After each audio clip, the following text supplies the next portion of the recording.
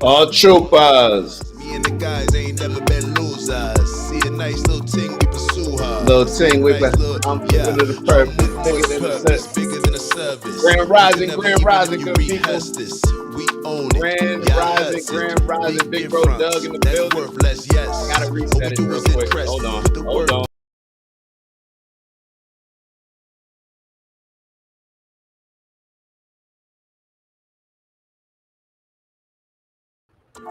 It's a real thing now. Oh yeah, big fish.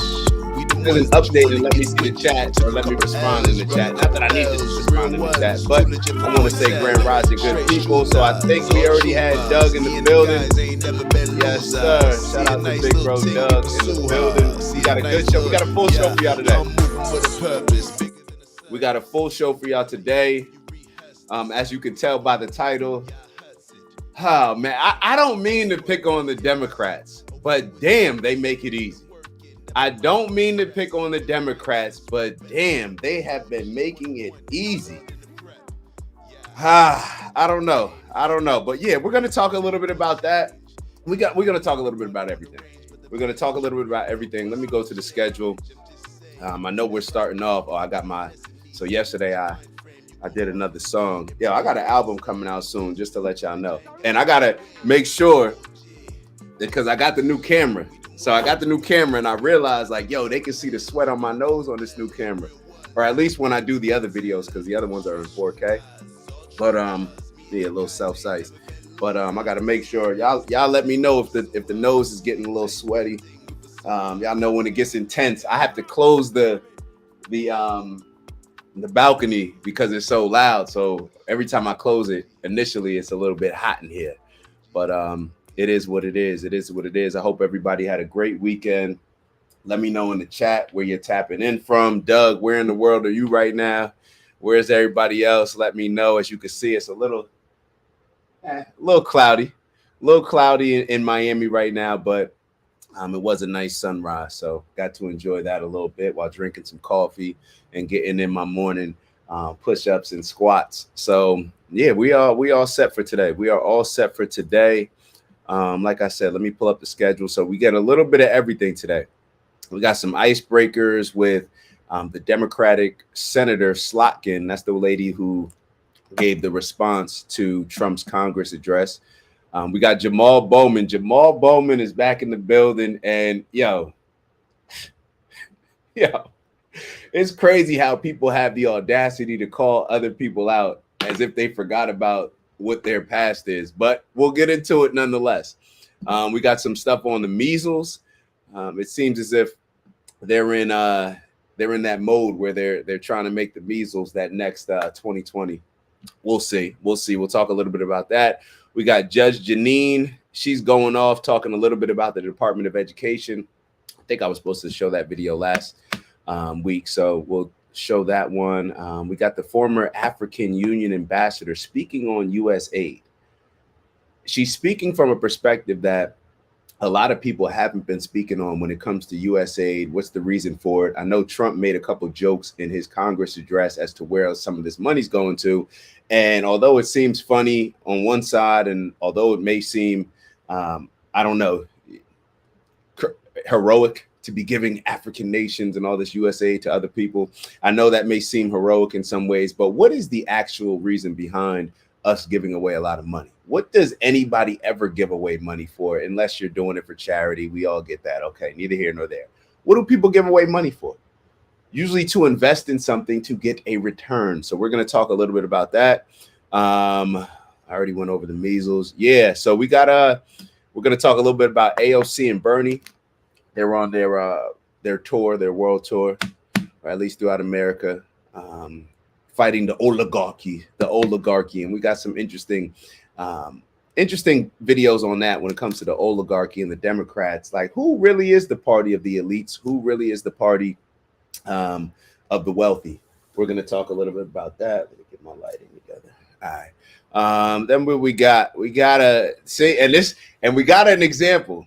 I'm gonna show you. I'm not going to tell y'all which one it is, but we got an example of why you gotta look up stuff and why we can't just go with everything that we hear whether it's on X, whether it's on Facebook, whether it's in mainstream, we got to double check it. And this one actually was an X one that actually did fact check it. And I was like, this sounded a little funny. I came back on the next day to check it out, and it was fact checked. We got the India Prime Minister giving his insight on Trump, and then we're gonna finish it off with a video that I got about an hour ago from my big bro Jim Dory to set me on the right path trajectory to have an amazing week, because y'all know we set out every Sunday and Monday to make this our greatest week ever. So let's put it out there. Let's make this our greatest week ever. Inshallah. You know what I mean? God willing. I'm reading. That's funny. I'm reading we'll get into all that. Let's get into the show. Hopefully everybody had a great Sunday. Had a great Sabbath, Shabbat. Y'all know we appreciate them all. We appreciate them all, and we take lessons from them all. So as you are tapping in, as you are joining, please make sure that you are liking, and subscribing. That's going to help boost the algorithm. So let's get into this first video. What do we have first? Hold on. Let me go to my notes as if I didn't just go over it. All right. So we're going to start off with, I believe we got a video from Kevin O'Leary. Is that correct? Yes, we do. All right, so hold on. Let me get this pulled up on the screen for y'all. Kevin O'Leary's been in the mix, man. I got to tap back in with him, But let's check it out. Let's check it out what he had to say regarding the tariffs. This is obviously something that a lot of people talk about. A lot of us don't know anything about it. I'll be totally honest. Nobody knows what they're going to do. We just give our opinions, but as long as, I guess, first, it would be nice for us to just have a foundational understanding on the tariffs. We did that a couple weeks ago, but we're continuing to learn more so that we can better predict what the outcomes are going to be, and that we won't allow certain individuals to scare us into thinking that they're one thing when they may not be that thing. So let's look at Kevin O'Leary and hear what he has to say. Here's what's going to happen. I'm going to just give it to you in English. Every single tariff schedule, they started in the Second World War, that far back, on every product in every country has never been looked at this way. So India, Ireland, England, Canada, Mexico. If you charge 243%, which is what they charge Vermont butter when it goes into Quebec, they're going to put a reciprocal tax on it April 2nd. Even Steven. So butter coming in from Quebec is going to be taxed at 243% into Vermont. And then what happens, both sides look at each other and say, this is pretty dumb. Why are we doing this to each other? And they say, how about no tariffs? Yes. That's why this works, because you got to squeeze. Yeah. April 2nd. So, Vermont. Canada, we get a lot of our dairy from them. So I forget the exact amount that Kevin O'Leary said when we send Vermont our butter to Quebec. I assume that the reason why we pay so much in tariffs for our dairy is because that's such a big part of Canada's market and their economy. So therefore, obviously, they want Canadians to be buying from the Canadian companies. So what do? They charge an extremely high tariff from the imports that are coming in from Vermont. Seems to make sense. So what Kevin O'Leary is saying, once again, we got to keep repeating this reciprocal word. Reciprocal. That is what Trump is doing. Reciprocal tariffs, which means we're just going to charge you what you've been charging us. And Kevin O'Leary brought up a point that I never even thought about it. It's like, hopefully it gets to a point where, the two countries are doing such good business together where they say, hey, this is stupid. Why are we charging you tariffs and then you're charging us tariffs? Why don't we just get rid of the tariffs? But the only reason people wouldn't want to do that is if one side is obviously cleaning up a little bit more than the other when it comes to the tariffs. And that's kind of what we're seeing, in my opinion, when it comes to Canada. And we're going to take a little bit more of a deep dive into this later when CNN decided to bring on the foreign minister of Canada. And matter of fact, now is probably a good time. Maybe I'll actually play that video now. But CNN, in my opinion, I had to question whether or not they were being a traitor, whether or not they were behaving like a traitor based on bringing on the foreign minister. You'll see that interview later on.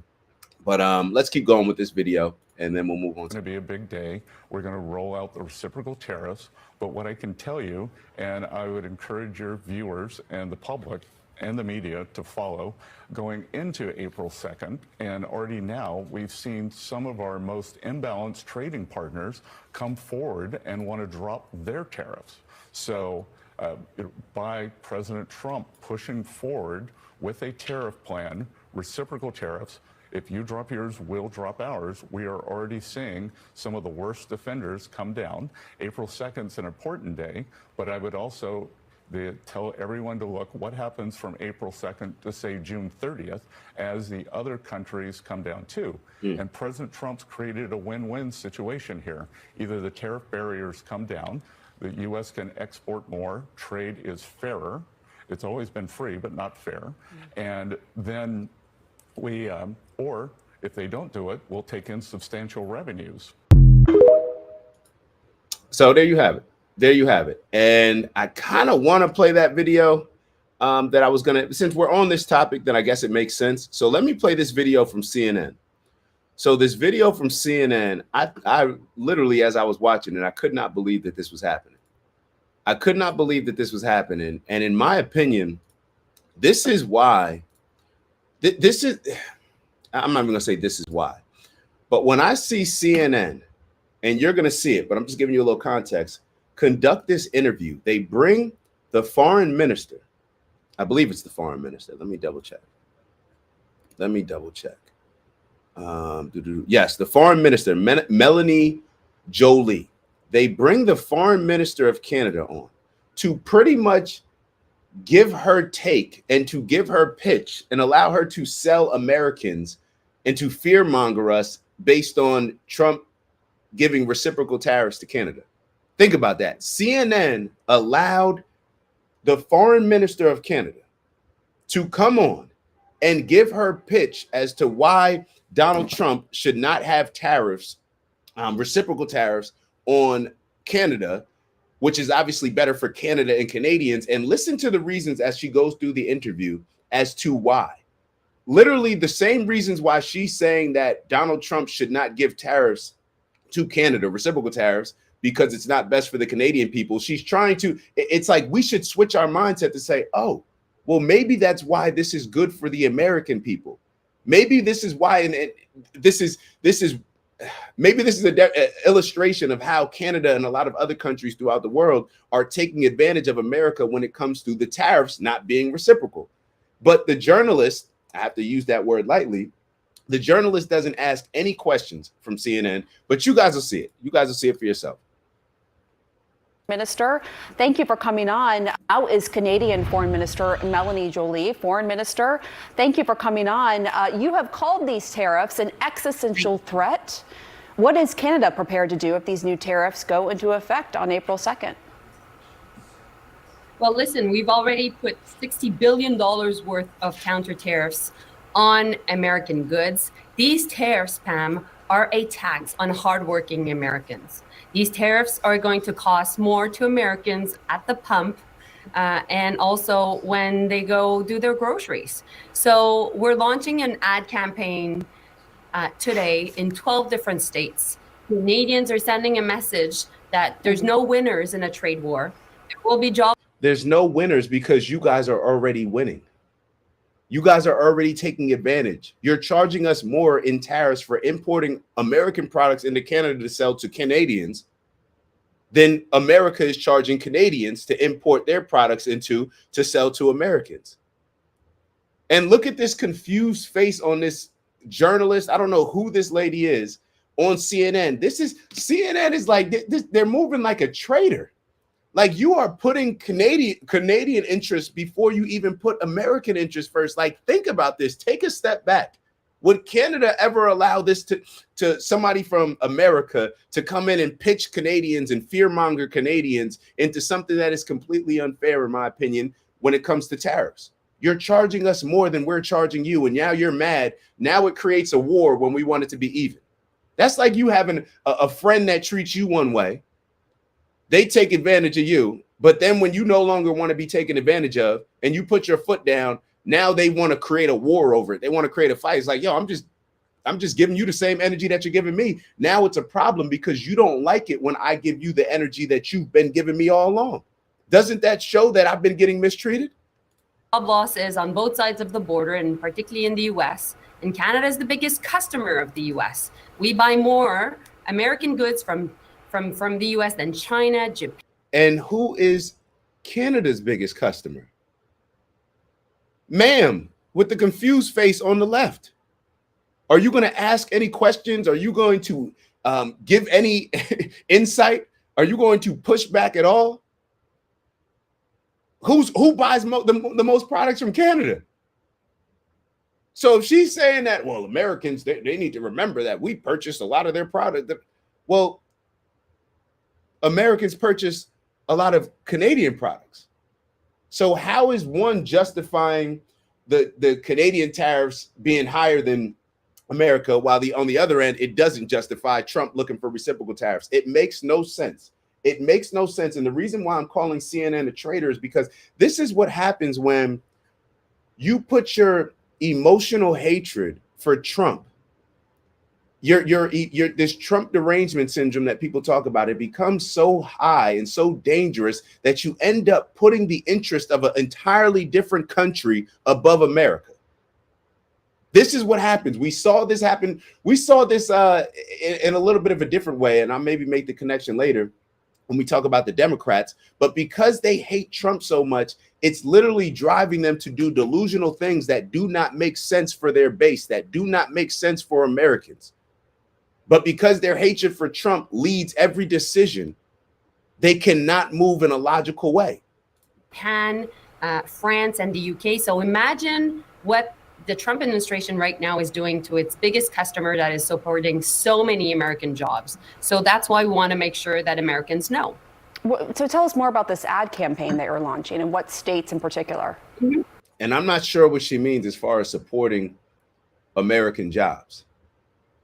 You're importing the product. If you were supporting American jobs, then correct me if I'm wrong, you would have your factories manufacture the products in America, and then there would be no tariff. So I'm not really exactly sure what she means by that. Would have been nice if this journalist could have asked to clarify. I'm not saying that she's wrong. I just don't understand it. So we campaign there. So that's why we want to make sure that Americans know. So tell us more about this ad campaign that you're launching and what states in particular.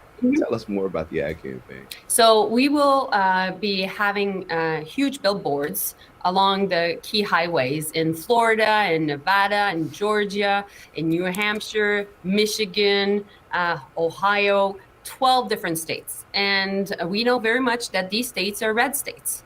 But we're doing that because we think that we need to send a message to the American people for them to understand what's at stake, because this is really going to hurt, their livelihoods and have an impact on their wallets. She sounds very uncomfortable, and she should sound very uncomfortable. And the CNN journalist should be very uncomfortable with the things that she's saying. She's saying that they're going to come and put ads, or I think she mentioned billboards, in red states.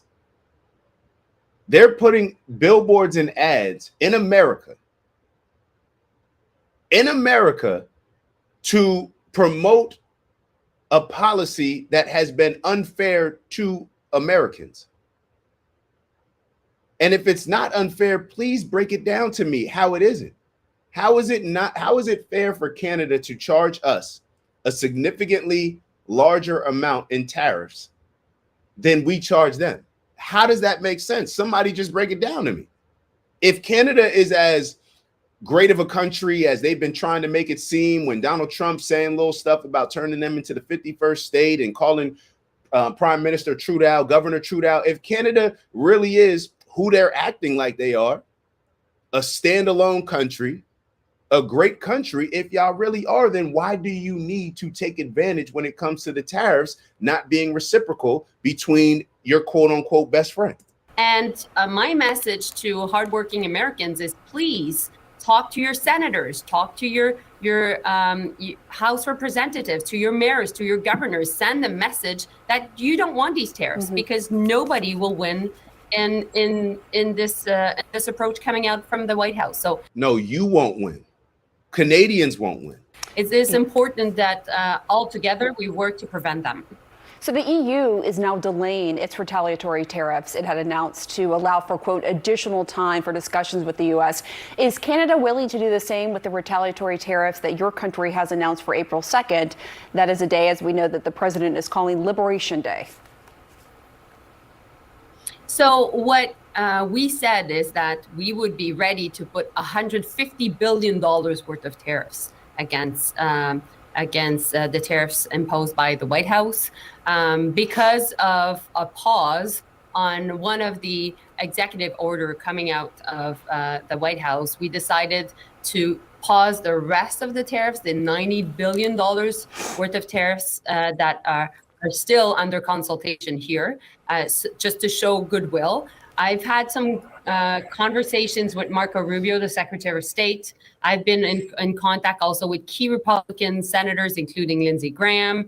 My colleagues within cabinet have been in contact also with Howard Lutnick and Mr. Bessent. And so our job is to make sure that while we put pressure, at the same time, we're really willing to discuss. But at the end of the day, we very know, Pam, that people watching us right now in the States are the only ones that can really influence what's going on in the White House, because ultimately they're the first victims of these taxes that are imposed by their federal government against them. Do you think that President Trump is using these tariffs as a sort of economic force to? Let me interrupt real quick, because she's sitting here saying, and I don't know if she actually said it already, but I think I may have missed it, where Canadians, like if America charges tariffs, then what Canadians are now doing is they're rallying around Canadian products, Canadian companies that manufacture in Canada. Now she's saying that Canadians are now buying Canadian. This is exactly what she's suggesting is exactly what Donald Trump is suggesting as far as us rallying around American-made products. The only difference is Canada's been taking advantage of the tariff situation with America for so long that they now think that that's what's fair. She's saying that, oh, if Donald Trump puts these tariffs and him threatening tariffs on Canada, now Canadians are buying more Canadian products. Ma'am, he's making them reciprocal. But if what you're saying is true, then wouldn't it also be true that if Canada's charging absurd amounts or more than what America's paying, then shouldn't Americans rally around American products and purchase American products? Like have things gotten so emotional when it comes to politics that we don't even think logically? Like, what am I missing? Somebody please tell me what I'm missing when it comes to this situation. Why she thinks that she can come on an American platform and convince Americans that it's fair for Americans to pay a lot more for the products that we import from Canada. I'm sorry, for Americans to pay a lot more to sell our products in Canada than what Canadians pay to sell their products to Americans. Why would she think that she can get away with this? Like, what makes sense about this? And then coming on here threatening or talking her issues of, yeah, we're putting ads and billboards up and Canadians are now just purchasing Canadian products, and Americans, y'all need to talk to y'all mayors and senators and governors to make sure that this doesn't happen because it's only going to hurt y'all. No, it's going to actually help American companies. And the nerve and audacity of her to jump on here with this arrogant mindset as if we're silly and can't understand simple logic. And what's sad about it is it doesn't seem like a lot of us are seeing it this way because we're so emotionally engaged in this situation. Canada, he had said previously that he would be willing to use economic force against Canada to achieve his objective. Yes, he has mentioned that. And so when President Trump speaks, we take him to his word. And so in that sense, Canadians are fighting back at home right here in Canada where I am. People are buying local. People are there to support their own Canadians because people are mad. They're infuriated. Imagine the case of another country saying that they don't recognize the borders of the U.S., that they're threatening the sovereignty of American territory. How would Americans react? They would say, no way, it's unacceptable. Well, that's exactly how Canadians are reacting right now. And I want the same way that it's unacceptable for us to be paying more than what you guys are paying more to sell our products in Canada than you guys are paying to sell your products in America. now Canadians are rallying around Canadian companies. Yeah, well, why don't y'all rally around the Canadian companies and Americans rally around American companies, and we'll see how this thing works out. I want to highlight something the president said this week. Take a listen.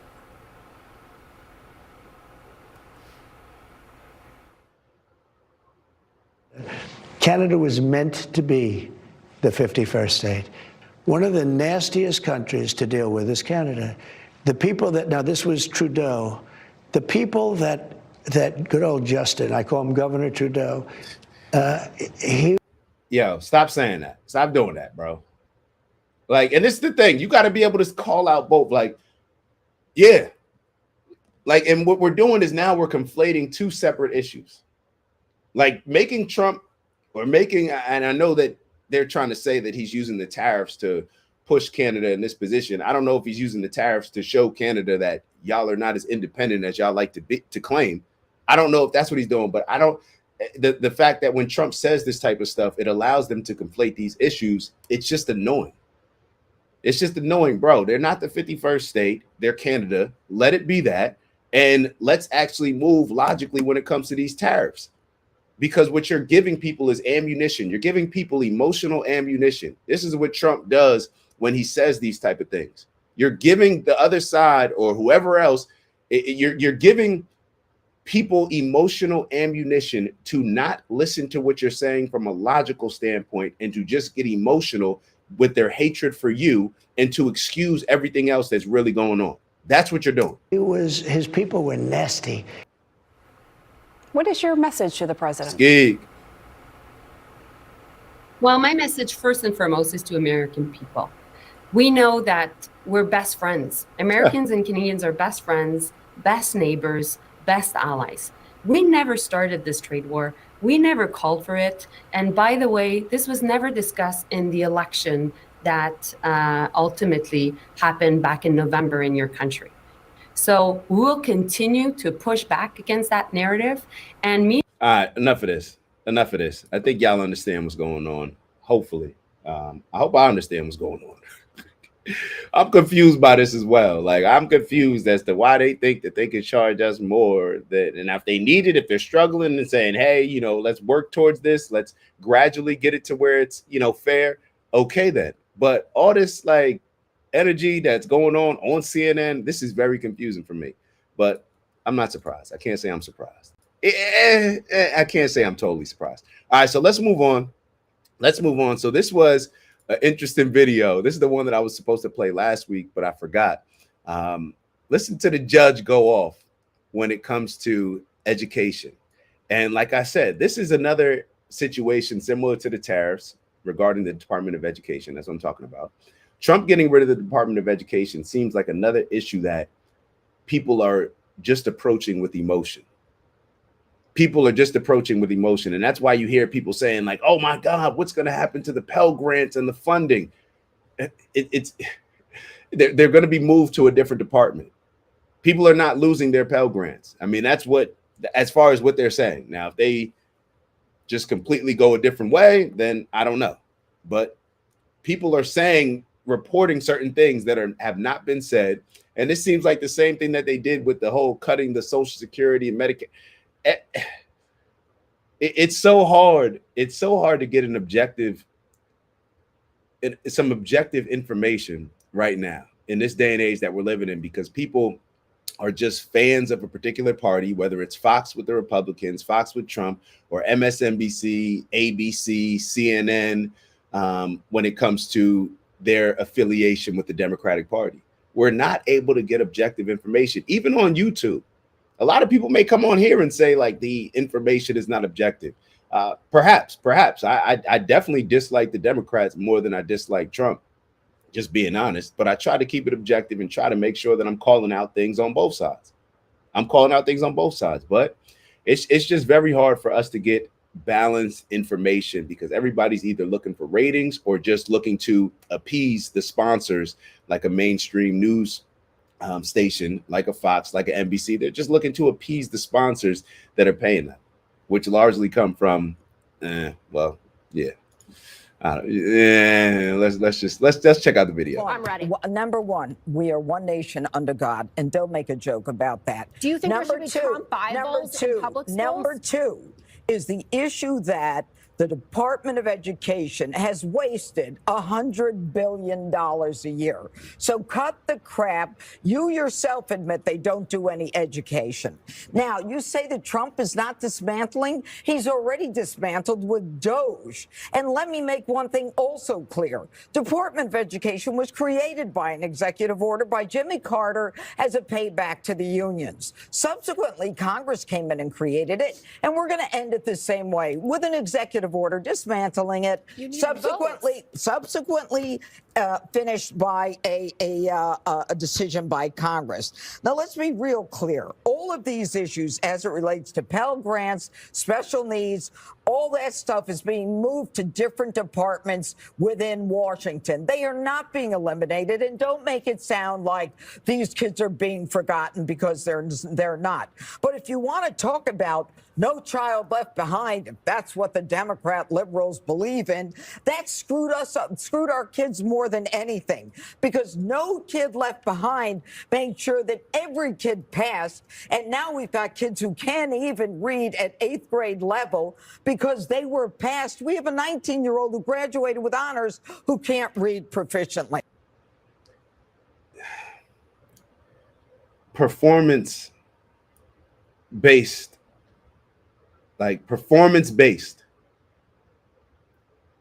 How can you have a Department of Education? And maybe somebody should look into this, but this is based on my understanding. These are a lot of the bureaucrats that a lot of the presidents wanted to shrink the government in order to get rid of. The Department of Education is not doing their job. Their performance is terrible. Our kids can't read. I think I played the video last week where Trump was saying that like 40% of the Baltimore schools, in 40% of their schools, like nobody could do math or something at a proper level. I may be off on the numbers that I just reported, but I'm trying to recall the video from last week. Kids can't read, kids can't write, kids can't do math. The Department of Education is failing. So why? And we've tried for years to try to fix it, to try to do this, to try to, okay, maybe we could, implement that. It's still not working. It is failing our kids. When kids are not educated, especially when it comes to the impoverished communities that Democrats claim that they care so much about, when those type of kids that can't read, that already have limited resources, and then they have the victimhood that the Democrats push on them, to where they could embrace, oh, well, this is happening to me. And then when they turn to and make life decisions, I should say, that are not conducive to them being successful, and they're put in these positions to now where they can't read, they can't write, can't do math. What do we think they're going to do? They can't read, can't write, can't do math, but all day they're scrolling through Instagram, looking at the amazing lives that people are living with the amazing money that they have. What do we think that they're going to do? They're going to turn to something that can try to get them some fast money, that can get them the nice clothes, get them all these different things that we know a lot of those ways are not going to be legal. And even the ones that don't turn to that, it's like, why do we not care about the fact? And why do we not get more angry at the fact that the Department of Education is not doing their job and providing a service to our children than we do about them losing their jobs? It's like if a player on a team is not performing well, let's think about your favorite sports team. If the quarterback is terrible, if you got a great team, but the quarterback is just doing terrible, what are you going to say? Or the cornerback, or a player in a particular position, the kicker, they keep missing kicks, causing you to lose games, causing the team to lose. What do? You have to get rid of the kicker. You may try to work with the kicker for a little bit, but it gets to a certain point in time where it's like, yeah, we got to bring somebody else in. I don't understand. The Department of Education, we act as if we were not educating our kids without the Department of Education before it came in. The Department of Education was not always there. Matter of fact, based on everything that I'm hearing, it seems as if we were performing better in educating our kids when there was no Department of Education and when it was just on the states. I don't know. Y'all tell me. All of this Democrat nonsense labelism is for the birds. And let me tell you one more thing. Sure. The Constitution does not guarantee an education. It is not a federal right. It is not a federal issue. It is something that, under the 10th Amendment to the Constitution, is left to the states. The state constitutions have provisions where you have a right to education. But this is something that is for parents and for educators, for teachers that we do love. We don't love Randi Weingarten and what she did to our kids when she couldn't find one metric in the billions of dollars that we gave her to open the schools to make it safe enough for her and her pals to go to open up those schools. You know what, Randy? Go back to Ukraine for the third time to try to figure out what they're doing in education. And let me tell you one more thing. I'm not done. One more thing. One more thing is these kids in China and in Russia that were studying quantum physics while our kids were hiding and doing drugs and alcohol, and the kids in Norway and Denmark and Sweden. We spend more money per kid than any country in the world, and we're losing because of the Democrats. And that's the end of that. Can I just say one more thing, since we're going to accuse the Republicans of not caring about disabled kids getting an education or poor kids getting an education? Oh, man, y'all done cut her off. She's getting ready to say something important. All right, we're going to move on. We're going to move on to the discussion around USAID, and apparently there's another group called USIP. The USIP one I got to look into. I think this is something that Elon reposted, but we got to do our due diligence to make sure, like everything else. All right, we got to do our due diligence.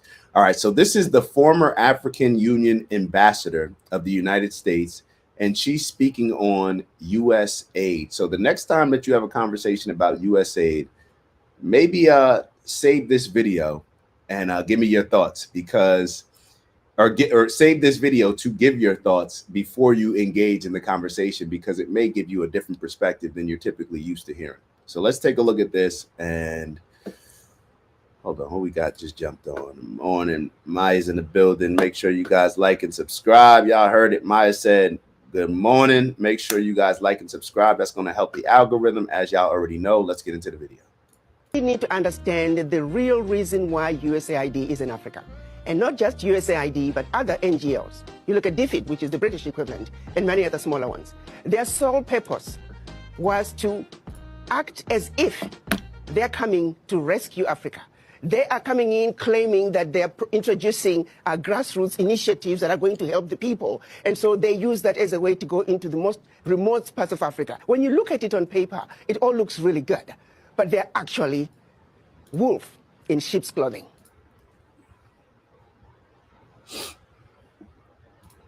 A wolf in sheep's clothing. And what's funny about this is, there's a lot of people who vote Democrat that probably just heard what was just said. And if they thought about it, it makes a lot of sense to them. And they probably had these same thoughts about USAID and America getting involved in other countries. They probably thought about that in a totally different way, maybe 5-10 years ago, maybe less, I don't know, than they do now. And it's another example, in my opinion, of how we've allowed our hatred, whether it's for Trump, of course, or for Elon, to completely disregard logic when it comes to our involvement in USAID. Now, what exactly am I talking about? When Trump goes up there and he talks about USAID and getting rid of it, or puts DOGE, and DOGE is going to look at, where we're spending our money. Why are we giving this money to this African nation, to this country, whatever it may be? And we get upset as if that money is going towards a good purpose. Even it'll be the craziest thing. And I know some of these things haven't been, like, they've been debunked or whatever, I think, but yeah, I don't even want to get into some of the crazy things that we've heard as far as what the money is going towards. But my point is that we've allowed our hatred for Elon and Trump to completely change our position, or to block off something that we already knew when it came to USAID. These same people that voted Democrat before Trump would be sitting here criticizing the government, would be saying how the government, we're just trying to get involved in African nations, leave Africa alone, us trying to put our money here.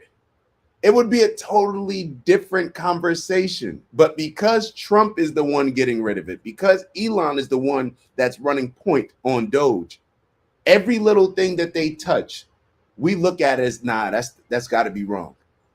That's the op. Whatever they're doing, we're opposed to it.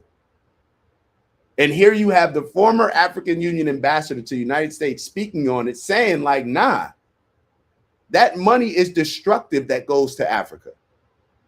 All that money that's given out, it comes with the expectations of something in return. The same way that every time we take money out of our pocket, look, the majority of us are not donating money to good causes. So let's not talk about, well, I give to charity and okay, cool. Put that to the side. Whenever we take money out of our pocket and give it to somewhere, give it to somebody or somewhere, whatever, we're expecting something in return.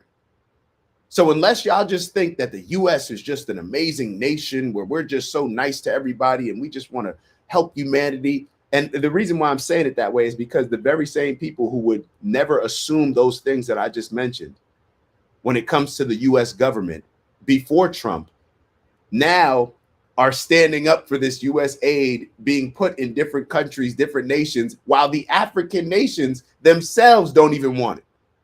They don't want the involvement. What did the we played one of the presidents, was it the president of Kenya or Ghana? It was the former president of Kenya or Ghana, and he was talking to his people and saying like, okay, so Donald Trump said he's going to get rid of the USAID that we get. So what? Good. That's what he should do. They shouldn't be funding us. We should be funding us. Like, this is the mindset that, let's keep going. Let's keep going. Let's keep going. They are using that open access sounding humanitarian to constantly destabilize governments.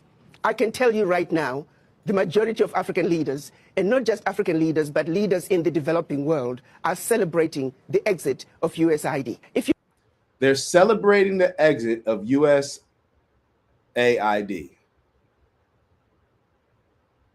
The African leaders. Perhaps that's what a lot of the American governors and states are doing. When we're celebrating, or when they're celebrating, or whoever's celebrating the exit of federal umbrellas like the Department of Education, so they can just do their job themselves, because all these cooks in the kitchen, we already know everybody has their agenda. And we know that a lot of these power players, whether it's China, when you go to Jamaica and you're like, damn, all these, China taking over a lot of Africa, we all know that the mega superpower countries, including America, have never gotten rid of that mindset of colonizing. It just is what it is. So when we're giving money to these other countries, these countries don't want that. Now, some people in their country may want that, to where they do what a lot of our politicians do, where they take the money because it lines their individual pockets at the expense of harming their country and destabilizing their country, like this lady just said. But we can't look at it like that because we're so emotional in our hatred for Elon and Trump. If you think about it, their sole purpose, for example, filling in the gaps in healthcare and education. Where is the change? Show me one country that USAID was in and education improved. Show me what country where USAID was in and healthcare improved. The social services they're bringing, it's peanuts. The American taxpayer needs to know the billions of dollars that are being given to USAID, a fraction is making it to the people. I mean, she said it. This isn't me saying it. This is not me saying it. In the words of what is the movie Malcolm X? When those people assassinated the big homie, get your hand out of my pocket. Get your hands out of my pocket. Or stop putting your hands in my pocket. Don't put anything in my pocket. I don't want your money. I don't want you. We know how this goes. The same way that everybody listening on here, including me, The same way that a lot of us, of course, now people are going to say, well, I love my job. Okay, all right, we get all that. The same reason why 99% of people in America woke up today and dragged themselves out of bed, dragged themselves on a commute that they are miserable having, to go to a job that they can't stand, to be around people that they hate, talk ish about all day. The same reason why people do that is why? Because of money. Because money makes you do things that you don't necessarily want to do. So it's the same thing with the influence of the money when we're sending it to these African nations and other nations throughout the world. It has intent. And usually it's to destabilize the places where we're sending the money. So we can, when you destabilize it, it allows us to come in, create a little chaos so we can have some control in the situation. Shout out to Ant. Ant just tapped in the building. Let's take a look at this video and I'll get your thoughts. Elon. Make sure that you like, and subscribe. We need them likes and subscribe. Trump and Elon have found another rogue government agency with zero accountability to the fucking government. Just like USAID. This one called USIP, US Institute of Peace. What were they doing?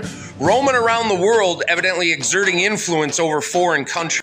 All right, real quick. I couldn't help it. But is this not the perfect background music for this post?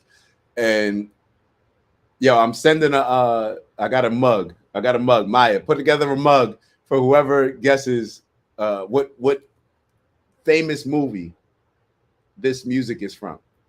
What famous movie? And it's a sports movie. I'll leave it at that. All right. USAID. This one called USIP, US Institute of Peace. What were they doing?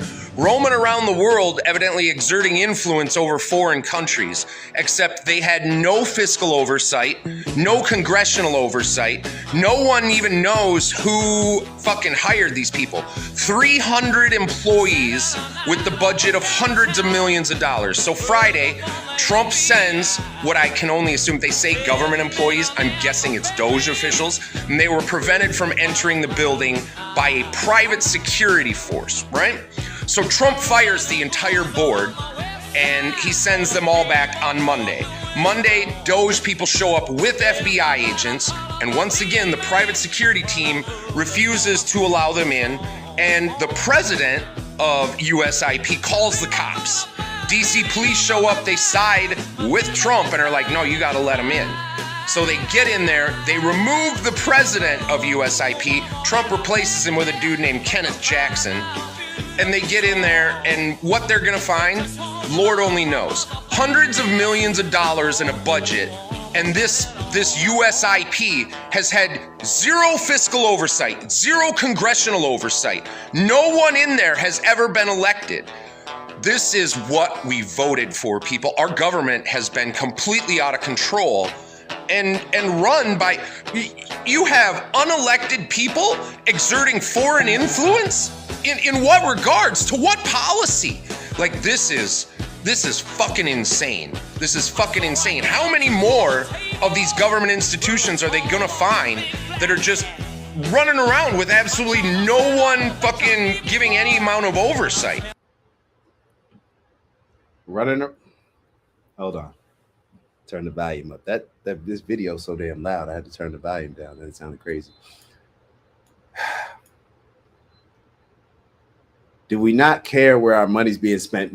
You know, I thought that they were just playing around when they said that. I see. I didn't remember to remind me that my nose. But when Trump or Elon said that there could be some, what did they say? Some dividend payments based on the money that DOGE saves. I thought like that was just BS. And I even saw another video where Elon reposted it saying that the money could even be more than they initially thought.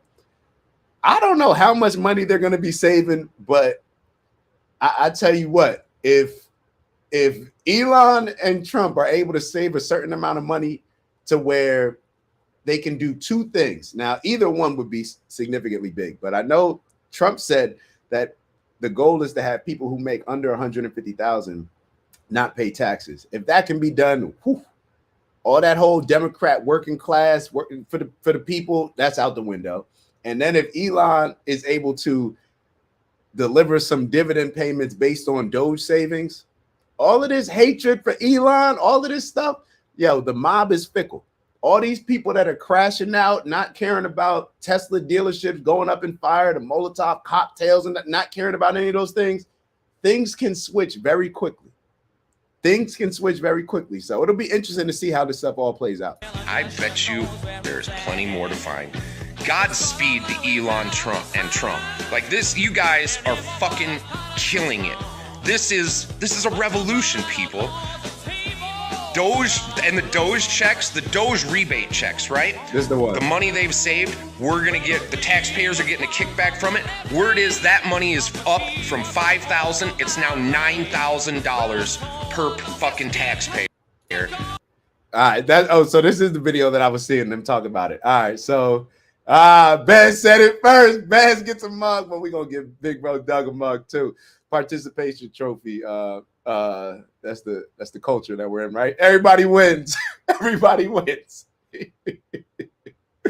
Remember the Titans. Oh man, remember the Titans. Best sports movie yet. That's a fact. That is a fact. That's definitely my number one. Friday Night Lights is up there.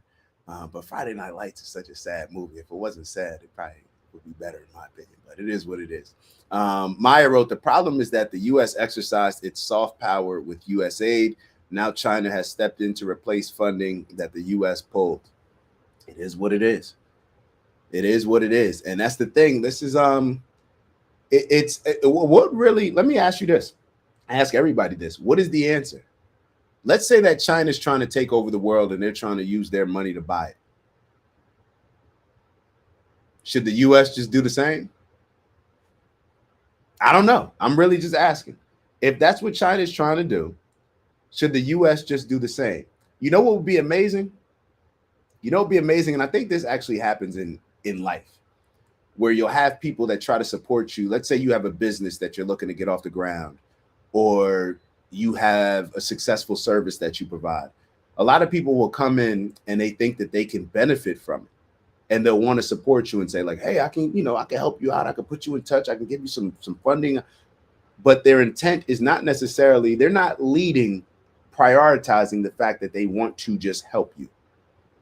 Now, maybe they shouldn't. I'm not saying one way or another, but I'm just saying it reminds me of this, to where now they're trying to invest in you or give you something because they just want something in return. What if America played a role, got rid of this reputation that clearly the African ambassador was talking about in the previous video? What if America was able to play a role just like we were able to play a role in people's lives, where the goal was to just genuinely help? I'm doing this just to help you, because that's how energy should go around. So instead of China coming in and being able to do whatever they do with whatever tactics they use, I don't know. If the US came in and said, look, our goal is to make sure that instead of destabilizing your economy, to give you some support that you guys truly need to make you independent. We want to be, it's almost like in life. Do you want to be around people? Do you want a circle of people that depend on you, to where you're the big king and everybody else is dependent on you, and you're giving out money and giving out resources and giving out all these things just because you want to be identified as the plug? Or do you want a circle of people that are just as successful as you, some maybe even more successful? That's the question. So if America came to a lot of these countries and said, look, our goal is to just have you successful. I know we've done in the past. I know we've only put money in to just destabilize things and to eventually take over, or to have some sort of influence and some sort of power in your nation. That's not what we're looking to do. Here, take this. Or here, maybe it's not about money. Maybe it's providing a different type of resource. Maybe it's creating a different type of partnership that allows them to independently flourish. If I was one of these other nations, I would respect that more than I would respect somebody who's just trying to give me money, and I know that they're eventually trying to destabilize or trying to create some type of power and interest in our country. They're not trying to just help us out. I don't know. I don't know if that's possible. I don't know if that's realistic. But like I said, you see it in real life, bro. Don't just necessarily help me, or I don't want to just help somebody necessarily just because I'm getting something in return. Nah, like, yo, this is how it's supposed to go. Now you go help the next person. Now you go help the next person. Now that's what secure people do. That's what secure people do. Now I'm just looking out, yo. I don't need anything in return. Matter of fact, I do need something in return, but instead of returning it to me, go return it to the next person. Now you're able to help the next nation. That's the mindset that I think we should be on. Maybe that's just delusional for me to even think that that's a possibility, but I don't know. What you in my opinion, just going back to Maya's point, I'm not going to justify, oh, well, we need to, and not at all that you're saying this. I know you're not saying this, but I'm not going to justify saying, well, China, now they're moving in to try to control the world and take over. So therefore, we got to compete with them. So we got to do the same. Nah, let's just build up America first, in my opinion. And maybe the reason why China is allowed to do that is the same reason why they're allowed to come in here and why we owe them so much money is because we haven't prioritized our interest first at home. We've been trying to help everybody else out. This is an example that you see in real life. The person that's trying to help everybody else to the point where they don't even help themselves. That's what America has become. We're trying to help everybody else. And then we look, with $36 trillion in debt, we owe China all this money. The taxes that they have to keep collecting from us is paying off the interest and the loans that we took from China. I just spilled stuff. Hold on. Hold on 1 second. Let's keep looking at this video. I'm going to clean up this mess I just made. I knew I shouldn't have put that coffee there. Damn, listen to you. That we are going to see return to us. These are great days, people. These are great days. And of course, it's nowhere in the media, right? Because none of the best information is, because the media is a bunch of lying sacks of shit. Good luck to you all. Long live the Republic. Long live the Republic. All right. Let's move on. I'm not going to let that little spill throw me off. Let's get rid of these. Let's bring up the next video that we have. I think we're going to talk about Jamal Bowman. We're going to talk about Jamal Bowman. All right. Let me pull up this video right here. So Jamal Bowman was on. Oh, no, I shared the wrong screen. My apologies. Shared the wrong screen. All right. Slotkin has white flag energy. So we're going to go through this video. It's about 5 minutes long. And then we have another video to show after that. And we're just going to have a conversation based on their conversation. That's what we're going to do. So let's start that up now. And you guys comment your thoughts as we're going through the video. Approve this message. 100%. Absolutely. Democrats are in a crisis right now. They're on life support. They have a testicular fortitude problem. They are not fighting nearly as hard as they need to fight for the American people. They have a testicular fortitude problem. Well, maybe that's because y'all have allowed and pushed and encouraged and wanted women to be leading so much in your party. I don't know. And honestly, to be totally honest, and this is what happens. I got to just keep it real with y'all. We talked about the video last week. This is what happens. Oh my God. I just hold up. Time out. Hold up. Time out. Hold on. He just said that the Democrats have a testicular fortitude problem. I'm gonna make these connections to slavery and bring it all together, hopefully, in the next 60 seconds.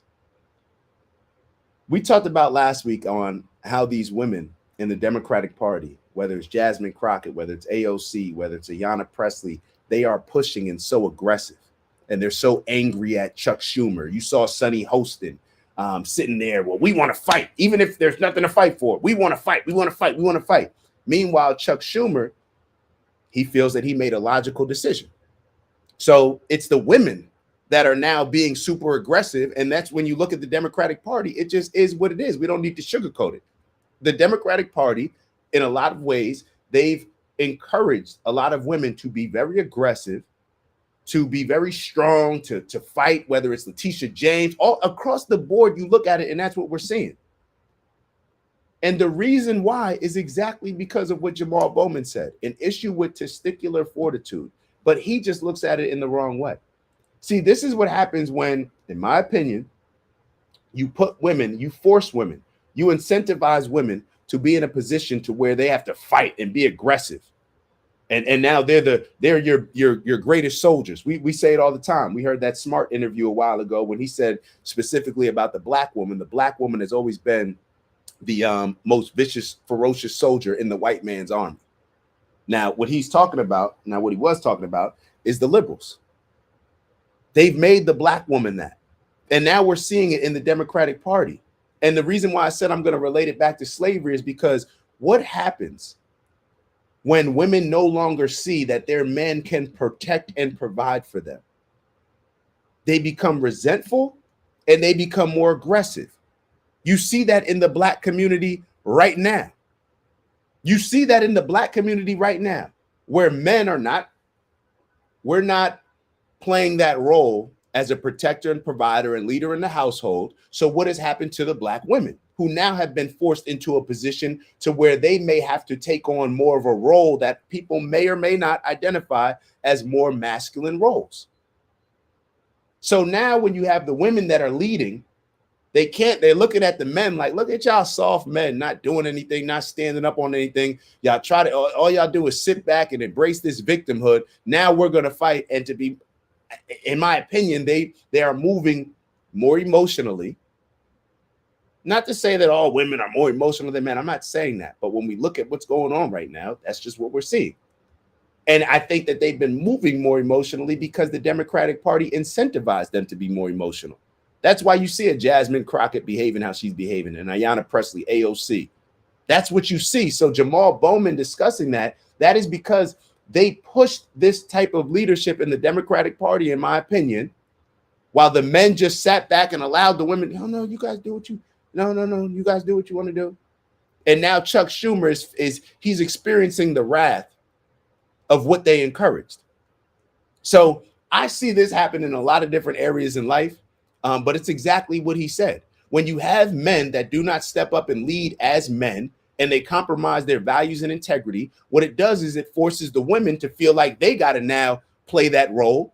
And now they're being thrusted into a role where they got to handle a lot of different things and maybe be put in a position to where they have to be more aggressive to demand certain respect, to demand all these different things in their new role. And it's coming across in a way that may be more emotional than logical in certain ways. I'm just talking about in certain things. And like I said last week, I think that's what Chuck Schumer is experiencing. But meanwhile, you get a Jamal Bowman what is he going to do now? He's going to encourage the more aggressive behavior. He's going to encourage more division. He's going to encourage more fear mongering, more hatred between all of us, rather than encouraging us to be more united when it comes to Democrats and Republicans. Our goal as people and American citizens, in my opinion, should be to be the checks and balance system of keeping the Democratic and Republican parties as close together as possible, to them having an understanding that they are on the same team working together, even if they're trying to solve the same problems with different perspectives or solve different problems. That should be that's what we should be doing, instead of allowing people like Jamal Bowman to set the tone on how we view our politics and to set the tone on how we go about providing solutions to a lot of these problems that we have. You got one. Let's keep going. Let's keep going. Maybe that point didn't land necessarily, but I hope you guys understand what I was trying to say, even if it didn't come across that well. Sorry, my apologies. All right, let's keep going. As was seen last week, testicular fortitude right now, they're on life support. They have a testicular fortitude problem.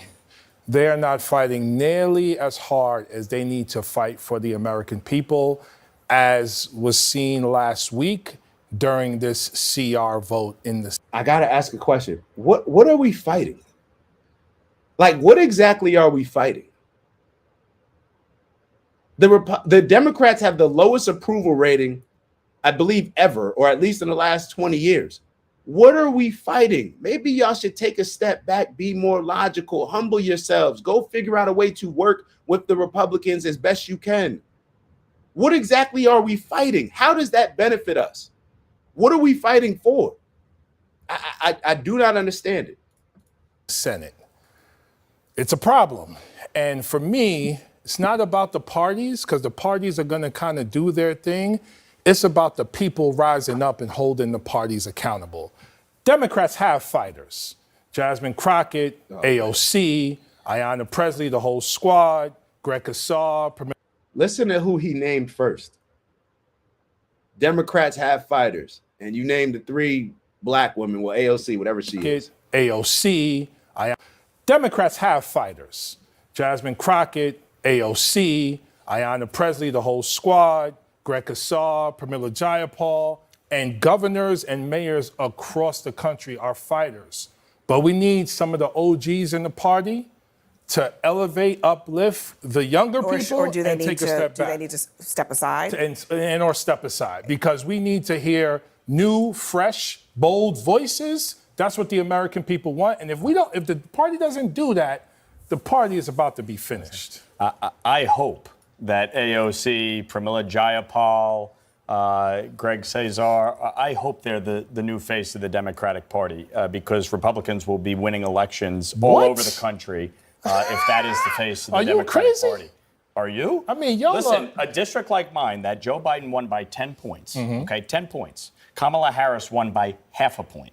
Okay, I won by 6.5 points, 24,000 votes in a district that has 85,000 more Democrats than Republicans. Why? And you're right. Because the But you ran against a cornball candidate. He was your friend. He was not my friend. He was your friend. That's your man.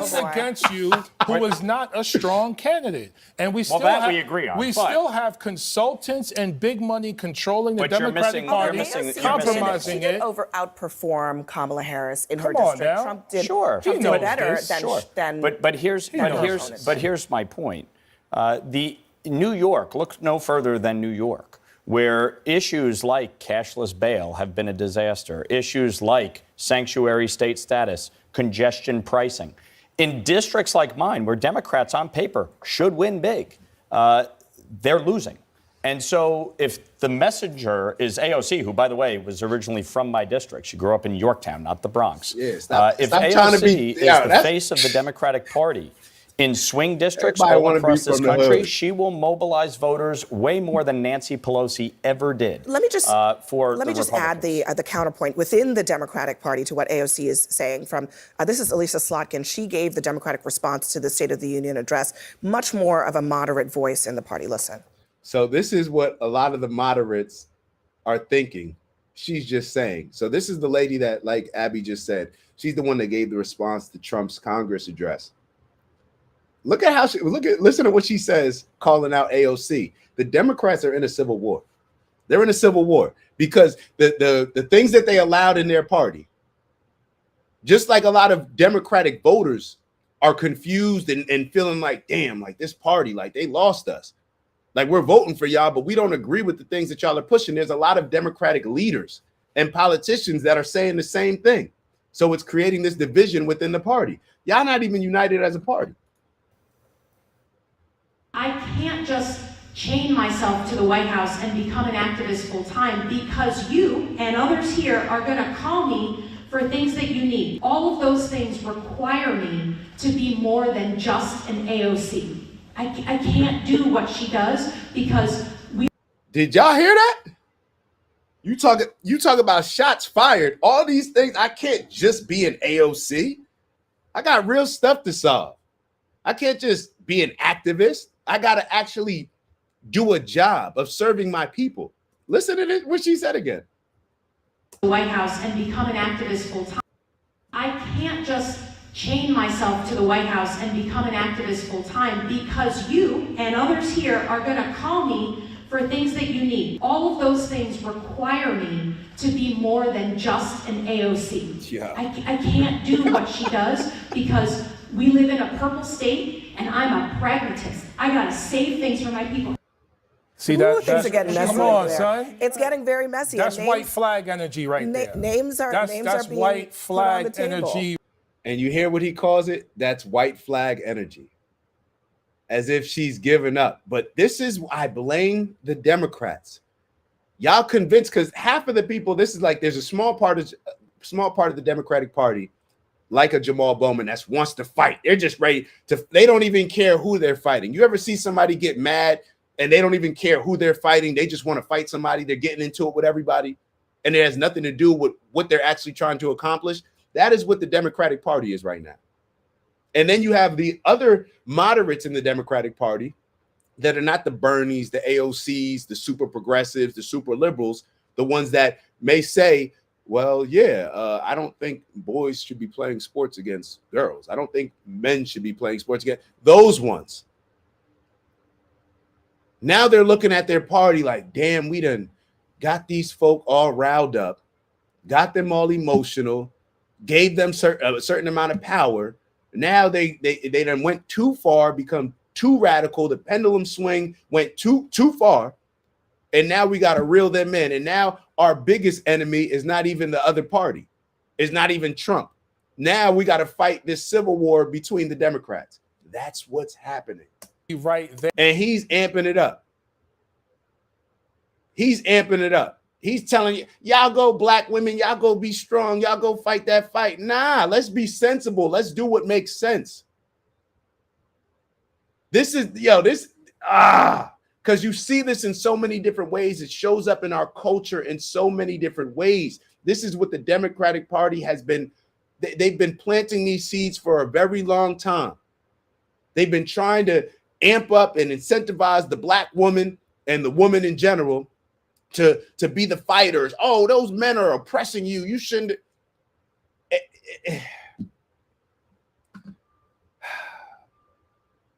There. Now your best fighters are the women in the party.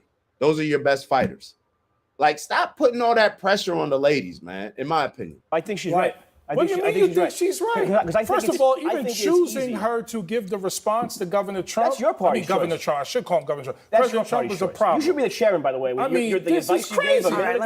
Like, if you even look at this gentleman's energy, let me remind y'all of who he is. Let me remind y'all of Jamal Bowman. Because if you look at his energy, he's speaking as if, like he's just running things, like he has the answers for everything. But let's take a look at who Jamal Bowman is. Let's remind ourselves of why maybe Jamal Bowman is in the position to where he lost in his primary when he was going for whatever representative seat he was trying to fill. Let's remind ourselves of who Jamal Bowman is. Now, everybody makes mistakes, but for you to come on this show and act as if you just got all the answers, we got to remind the people.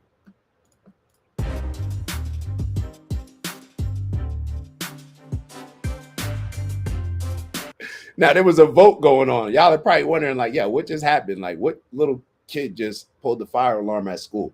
All right. So there was a vote going on. And in order to, like, delay a vote, he did this. Now, initially, I think a picture came out to where he denied it at first and said, yo, I just went through the wrong door. Like, I didn't see the signs. The alarm went off when I went through the wrong door. Like, I was just rushing. And then the video actually came out of him getting rid of the signs. Now, I know that the image is a little bit blurry, but him knocking down the signs that say, do not use this door. It's an emergency door. The alarm will ring. And not only does he do that, but he then pulls the fire alarm after. This is the guy that's telling you.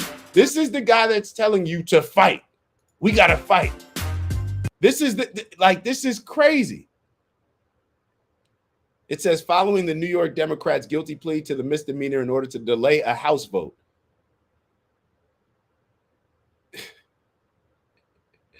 And they never played this video. They played it after he already took the guilty plea. Let's hear what he said. Hold on. Let's hear what he said. I don't know if he actually, I just pulled this video up. He was fined $1,000 and must write an apology letter to the U.S. Capitol Police Chief. Bowman had insisted the September 30 mishap was an honest mistake caused by him trying to open a door to rush to a vote. This is what he initially said before the video came out. That it was an honest mistake. I was trying to rush to get my vote in. Yo.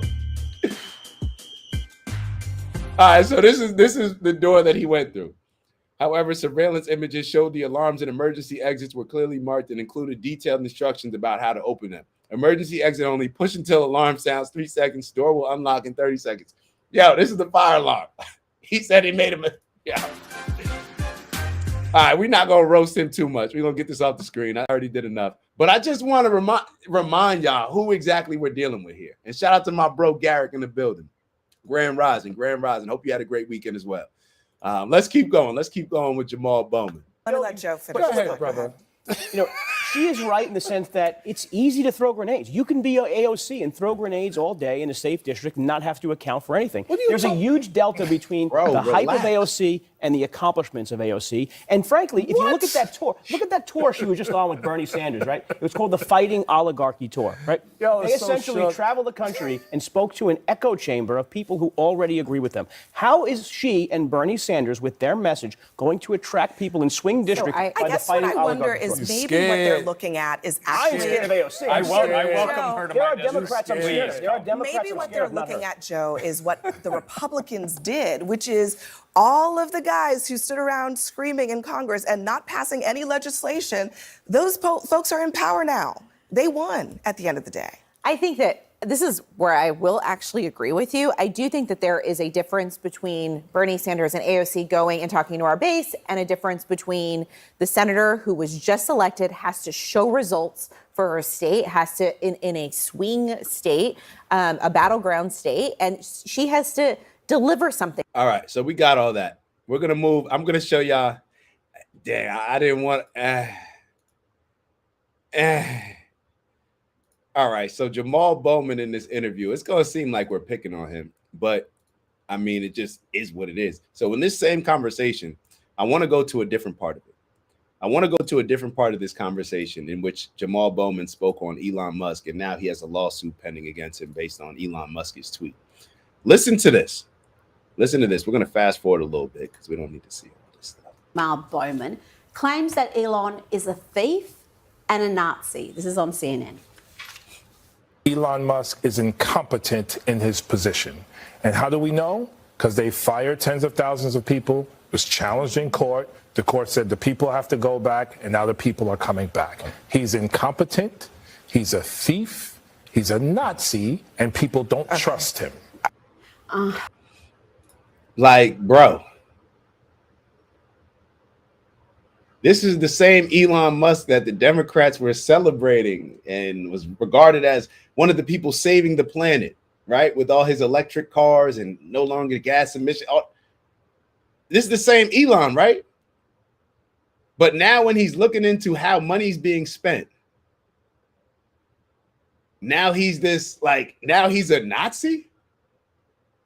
Like, this is crazy. I don't know. It seems as if Jamal Bowman was just begging to get back in the mix, and they told him, like, all right, bro, if you want to get back in the mix, go on CNN and say this wild stuff that we need you to say. We need somebody to push it. Nobody else is willing to say this stuff.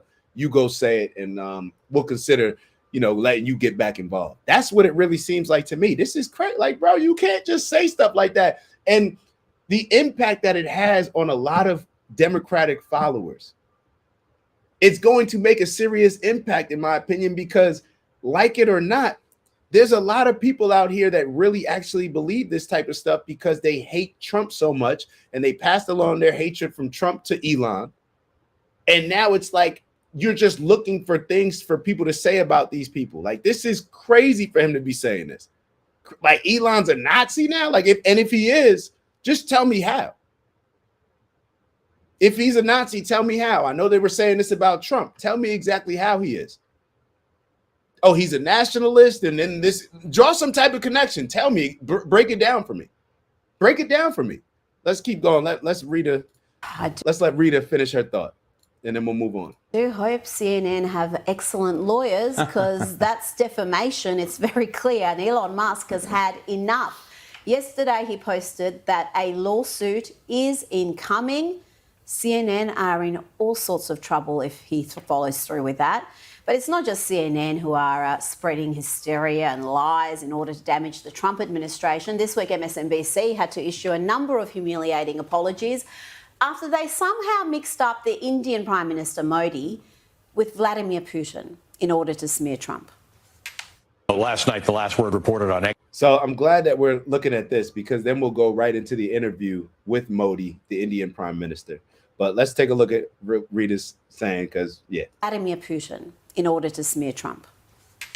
Last night, The Last Word reported on excerpts of an interview between the Director of National Intelligence, Tulsi Gabbard, and an Indian TV news network in which she said Trump was good friends with the world leader. Now, we said that world leader was Vladimir Putin, but the full interview was subsequently released, and it showed that Gabbard was referring to Donald Trump and the Indian Prime Minister, Narendra Modi. Easy mistake to make. That's dishonest and incompetent. Let's have just one more groveling correction from MSNBC. Last night, we reported on excerpts of an interview between the Director of National Intelligence, Tulsi Gabbard, and an Indian TV news network, in which she said that Trump was good friends with a world leader. We said that world leader was Vladimir Putin, but the full interview shows that Gabbard was referring to Trump and Indian Prime Minister Modi. We'll clear that up. What we need from a man, we need emotional support to feel loved unconditionally, a team player. So when I have to go out into the world and fight these battles and prove my worth, I got my man at home saying, baby, you can do it. Ma'am, you have your wires crossed. That's what you're supposed to be doing for your husband. I had to keep playing it. I didn't know it was going to play, but once I saw it playing, I had to keep playing it. Yo, shout out to Taraji. Shout out to Taraji. Shout out to my big bro. If you know, you know.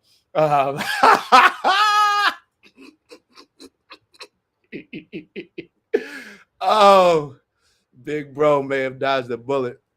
All right, I shouldn't be. I'm talking too much.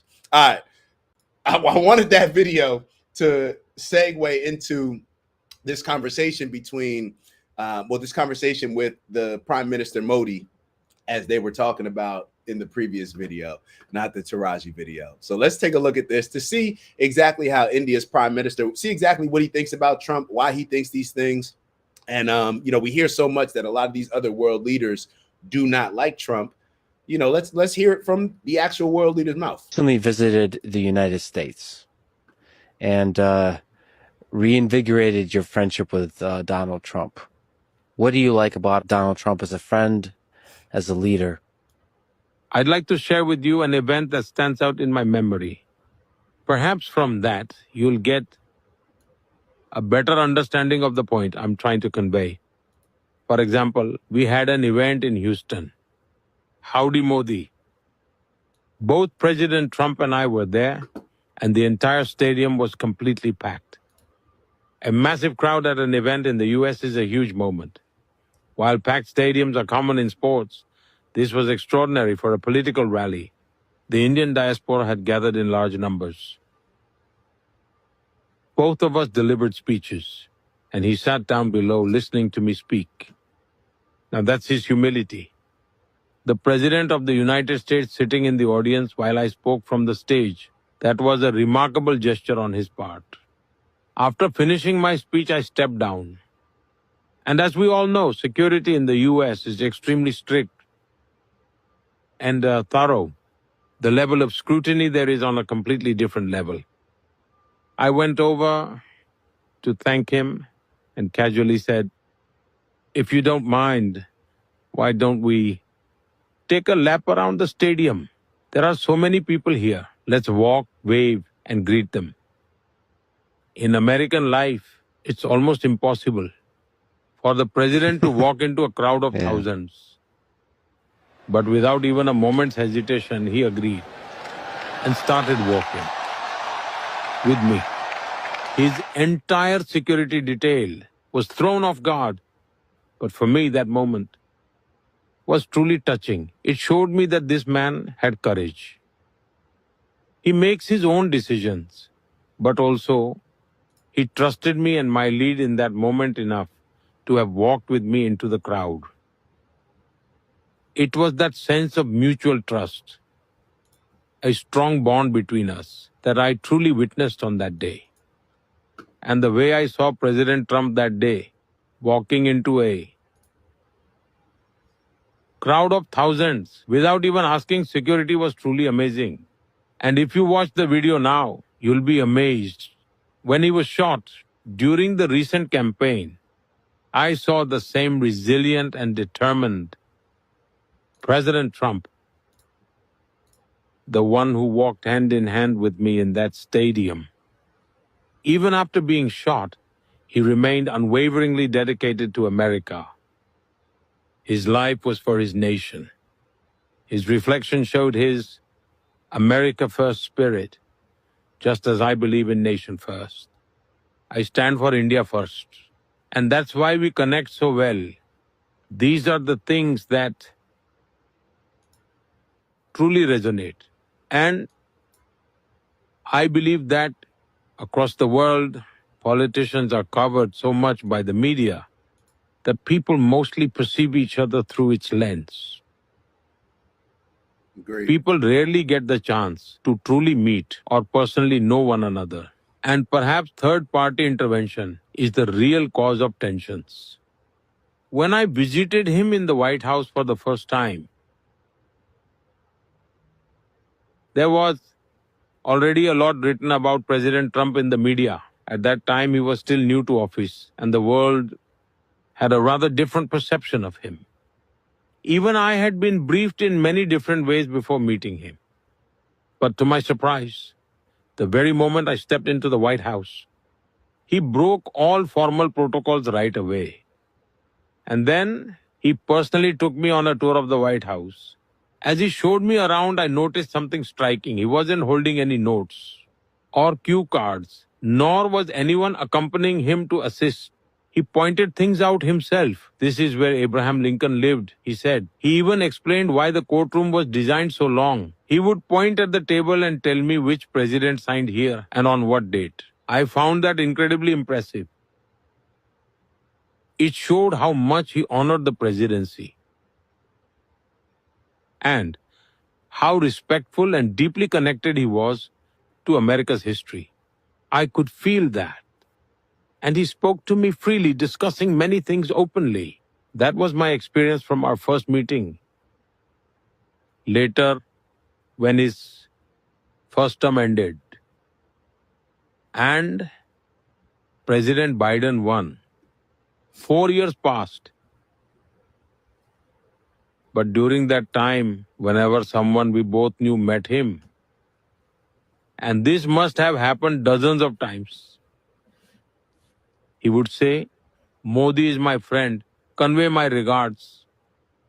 That kind of gesture is rare. Even though we didn't meet physically for years, our direct and indirect communication, our closeness, and the trust between us remained unshaken. Recently visited. Very interesting perspective. And I just wanted to play that. Obviously, that's just his perspective. You know, we hear a lot about all these world leaders not liking Trump. And it's funny, when he actually won the election, a lot of these world leaders were coming out and congratulating him and celebrating him winning such a big achievement with, you know, obviously everything that he went through after the first term. So it's just kind of interesting to hear somebody else's perspective. You may not agree with it, may not care about it, but that's the perspective. That's the perspective. Let's hold on. I saw Skeeg, right? We're the greatest country in the world, DeVito. I agree, man. I agree. And we should feel that way. We should be proud about that. We should be proud about that. Matter of fact, I think the more that we are proud about that, then the more we will not allow silly emotional things and fear mongering from a lot of the people that benefit from us feeling those ways to separate us. All right. The more we feel that the more we embrace our pride for America, I think that the more we'll unite and get the most out of America and make America become even greater. So just my opinion, though. I could be wrong. All right. 2 quick videos. And let me see. I should already have those queued up. Boom. So this video, speaking of things that we perceive one way, but may actually be a different way. One of the things that always comes up is the Democrats being the party of the working class. And it almost seems as if the Republicans are always the elites. Those are the wealthy, rich people. They don't care about the poor people. Things may be changing. Let's take a look at this video, and I would love to get you guys' thoughts. Oligarchy. There is such an irony to Democrats talking about oligarchy because, of course, for every one billionaire that backed President Trump, Kamala Harris had 2. 9 of the 10 richest counties in America are represented by Democrats. 65% of Americans making over $500,000 a year today are Democrats. 75% of hedge fund managers who make political donations donate to Democrats, and 95% of political donations from the top 3 management consulting firms go to Democrats. Meanwhile, President Trump absolutely crushed with Americans who make under $100,000 a year. The Democrats are the party of the wealthy. And Donald Trump is representing the working class because he simply lifted the pro-worker elements of the Democrats' agenda when they abandoned the working class to cater to their rich base. This is all performance art. And what's so upsetting about it is they are being paid by the American people to serve them, and they are doing nothing of the kind. Well. Now, everybody will have their own thoughts and opinions on that. That's perfectly fine. Let's take a look at this next video that I caught. So this was I thought I kept reading it wrong, but a MAGA leftist cannot be reclaimed by AOC or Sanders. So apparently she was a leftist, but it may still be a leftist, but she's MAGA. I don't know, but my understanding is that she was on the left and then realized or came to whatever understanding that she decided to come to embrace MAGA based on, I guess, it aligning more with the world that she wants to create, a culture and society. So take a look at this video. You guys, let me know your thoughts. Do you see anyone, I mean, right now we're seeing AOC and Bernie Sanders on a tour pushing, leftist populism. Do you see anyone on the left reclaiming your vote as a MAGA leftist? No, I really don't, because when AOC and Bernie go out there and say, we are the real left, we are against the establishment Democrats, what is their economic answer? It's more welfare.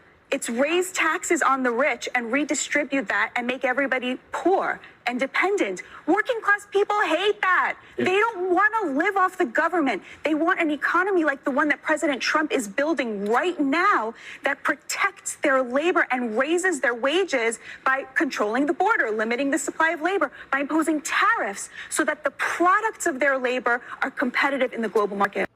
Is Maine here, the governor of Maine? Nah, we're not going to get into that one. So just an interesting video. An interesting video. Both videos I think are interesting. From the first video, them realizing that the Democrats actually have more support from the wealthy and elite than the Republicans in a lot of ways. A lot of stats across the board. And then the last video with her talking about a lot of the policies that AOC and Bernie, like their answer to stuff is pretty much more government, more welfare, more programs to help people.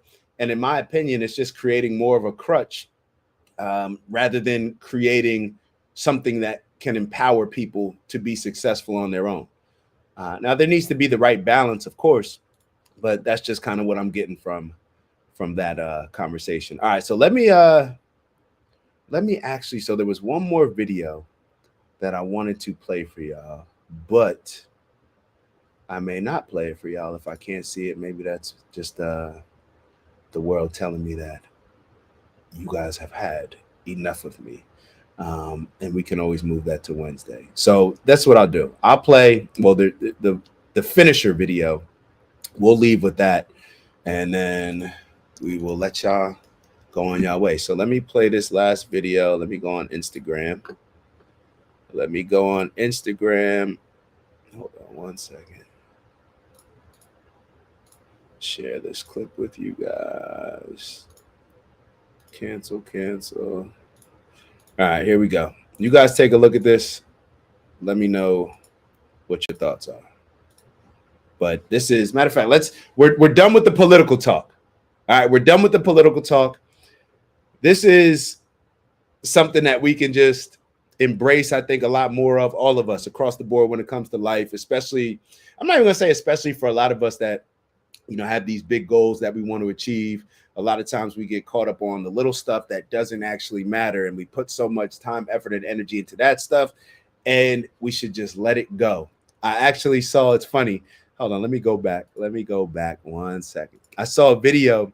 I think it was from Napoleon Hill. So if you're not a Napoleon Hill fan, you should be. But I didn't even watch the video yet. But the thumbnail says, act as if nothing affects you. Learn to act as if nothing bothers you. And I saved that yesterday to watch. And then when I woke up this morning, my big bro, he sends me a text every Monday, like with a positive message to attack the week and take advantage of the opportunities. And this video was aligned with exactly what I assumed Napoleon Hill was getting ready to discuss. So take a sec, take a deep breath. If I got you all engaged from a political standpoint, take a step back. We're done with that talk. And this is just all about something that we can incorporate in our life to hopefully have a better life, have better relationships, and to accomplish our goals, and to be able to accomplish even bigger goals than we believe that we may be able to at this point. So incorporate this strategy. You guys let me know what your thoughts are. If I order medium rare steak at a restaurant and they bring me well done chicken, I just eat it. So do I. Who gives a shit? So do I. I'm the same way. Like somebody cuts me off in traffic and then flips me off. I'm like, wow, they need bigger problems. Traffic is bugging you that much, you'll never be successful. So know that. If you're annoyed because a friend doesn't ask you to go to the mall, or someone cut you off in traffic, or you think a friend offended you, or you think a coworker's being a little rude, then you're screwed because you're worrying about the wrong things. Spend that energy on solving big problems and you accomplish big things. This is massively valuable for people to hear. If I order...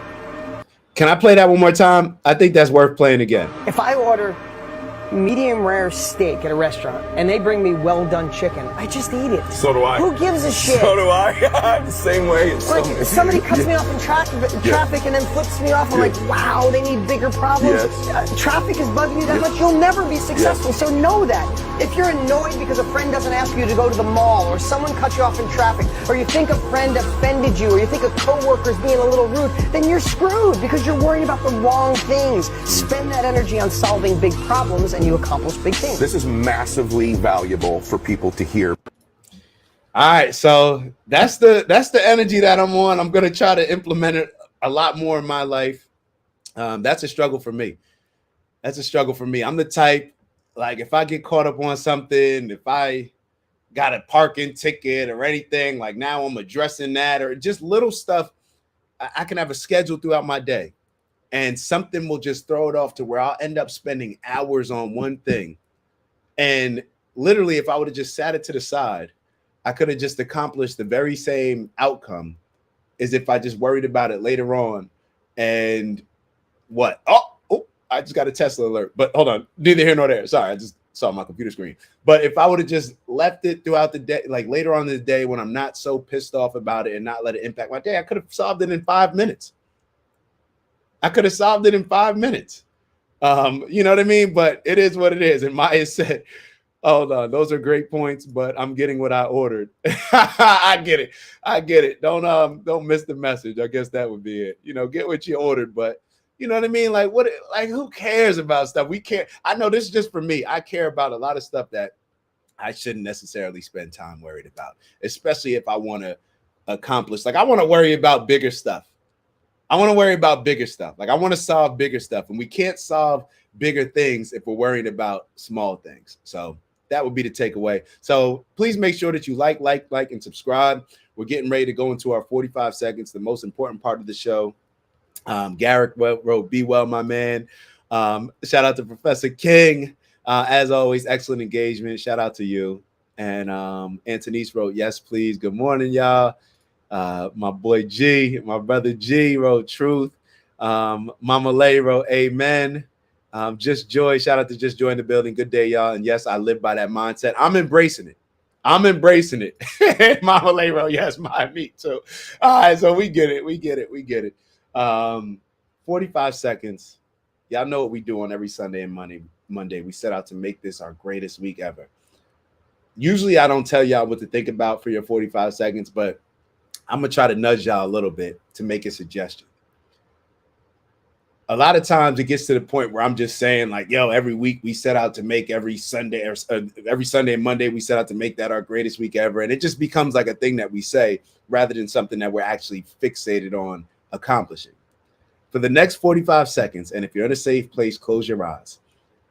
Every exhale, as we typically do, get rid of all negative energy and just focus on with every inhale, every thought, what it would look like, what it would feel like, what it would smell like, what it would taste like. Use every sense. Go through the week of what your greatest week ever would be like. Think about every sense. What would the greatest week look like? What would it feel like? Just really embrace it for the next 45 seconds. And let's see what happens. Let's just see what happens. So, and obviously we may not see what happens as we're doing it or right after, but let's see how this week goes. And maybe we can do this every day or whatever you're thinking about it, just throughout the day. Oh, what were the positive? Oh, and appreciate certain things throughout the day.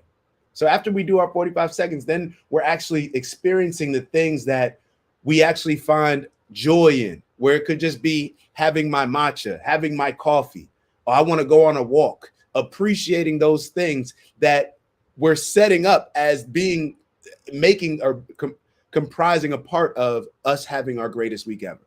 So I'm talking too much. Let's just take 45 seconds. Every exhale, create some space.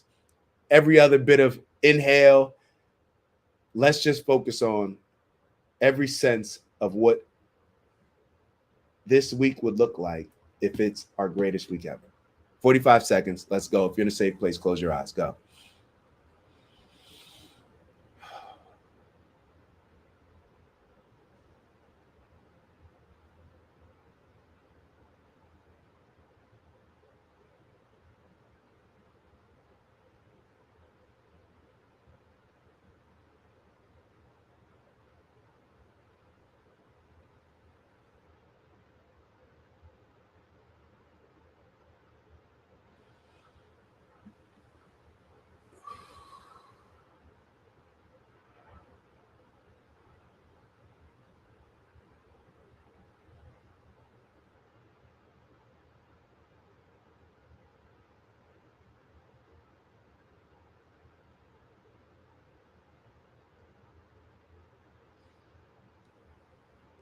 All right.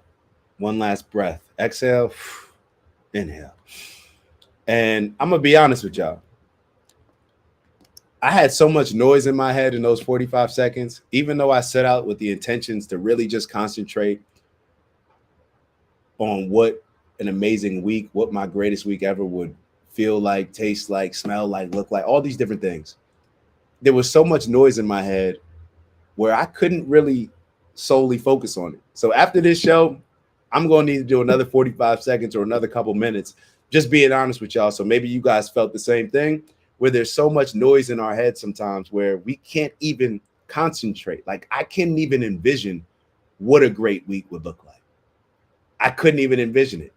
Like I was so stuck on all the problems or all the challenges that I put in my mind. Oh, what about this at work? Oh, I got to have this meeting next week. Is my salary going to go down? Is it going to go? Oh, I got to have this. All of these different things. How many damn shows am I like? How do we increase the file? All these different things. So if you need to take another 45 seconds, take another minute after the show. But can't tell y'all how much I appreciate y'all. Y'all know what we come here to do, elevate on purpose, both from an intentional standpoint, raising our standards to become the best leaders we can become, to grow into the people we need to become to accomplish these goals that we want to set for ourselves. Every goal that we attain, it gives us more confidence to then achieve an even bigger goal. So just Joy wrote, I did too, cried a little. Thanks. I need more of this. Let's since you said that, on maybe on the shows we'll take a little bit more time. I'll make sure that I incorporate a little bit more of this at the end of the show. I feel like earlier on in our shows we used to, do more readings and have a little bit more of this. So definitely, I hear you, and I'll take that into account. But yeah, let's just set out and let's challenge ourselves. Let's challenge ourselves, better leaders, grow into the people we need to become to accomplish the goals that we seek to become or to achieve, and just focus on our purpose. All right. The goal is purposeful abundance. All right. So when we say get to the bag. Y'all know what we mean. And if you don't know what we mean all the little things that we're doing throughout the week that are going to make sure that we're aligned with the proper trajectory of achieving our purpose. All right. Strength and honor, onward and upward. Y'all decide what's in y'all bag. The things that I focus on in my bag: peace, love, happiness, health, wealth, and in everything we do, integrity. So on that note, make sure y'all like on y'all way out. I appreciate you, G. So I appreciate all y'all. Love y'all, man. And I'll see y'all on Wednesday. Ant set the fire emojis. Mama Lay said, have an outstanding week. I'm feeling good about this week. I'm feeling great about this week. Let me not sell ourselves short. Feeling great, and I appreciate y'all. I'll see y'all soon.